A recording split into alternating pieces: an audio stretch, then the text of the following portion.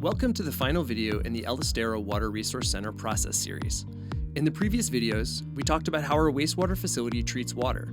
In this video, we will show how the solids removed from the water treatment process get distributed through 7 structures designed to thicken, digest, and dewater the solids, turning them into renewable energy and compostable materials. There are 2 main types of solids removed from wastewater: primary solids and secondary solids.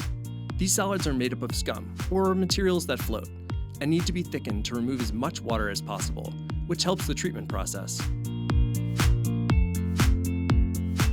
Primary solids are sent to a gravitational thickener, where they sit in a tank for 6 to 8 hours, allowing the solids to settle at the bottom.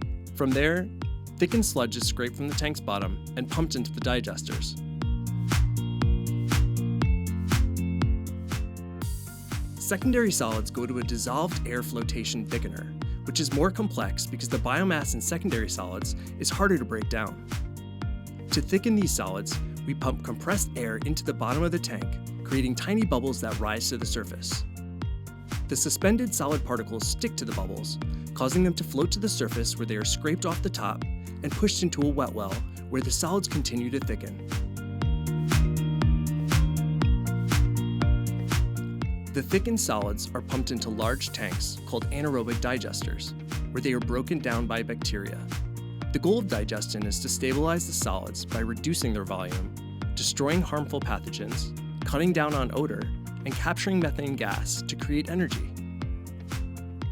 To achieve this goal, the solids are held in the digesters for at least 15 days at 98 to 104 degrees Fahrenheit, which is the best range for the bacteria in the sludge. 2 types of bacteria work together during this process. One group breaks down carbohydrates, proteins, and fats into organic acids and alcohols, while the other group turns these into methane and carbon dioxide gas. To increase gas production, Estero uses a fats, oils, and grease tank, otherwise known as FOG, which stores used kitchen oils collected from local restaurants. The FOG is pumped into the digesters to help boost methane production. The methane gas created is used by the Cogeneration facility to generate electricity and hot water, which helps maintain the digesters at the right temperature.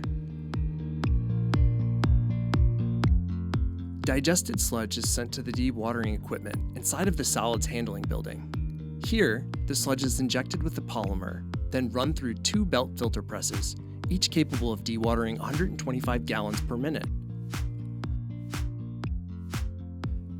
The polymer acts like a glue that helps solids stick together, allowing more water to be pressed out.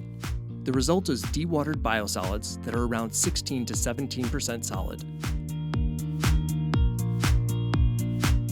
These biosolids are collected in truck beds and hauled off-site to a facility that combines them with other organic materials to make compost.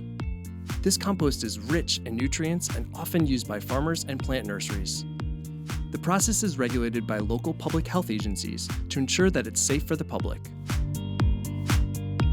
This completes the wastewater treatment process here at the Estero Water Resource Center. Our team works hard to comply with all necessary permits and standards to protect the ocean and the Santa Barbara community.